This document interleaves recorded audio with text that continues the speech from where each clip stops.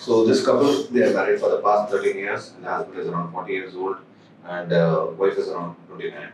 So it is a long married life, but they are unable to have a conception. So they had a missed abortion also in their previous life. So then the EC was done, and these are the blasts which are formed, and the embryo transfer is done recently. So we are hoping to get a good result for that. Thank you.